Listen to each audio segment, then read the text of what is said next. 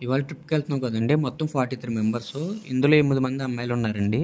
మా ఐటినరీ చూసుకుంటే గనక డే 2లోను, డే 3లోను వాటర్ ఫాల్స్ యాక్టివిటీస్ ఉన్నాయండి.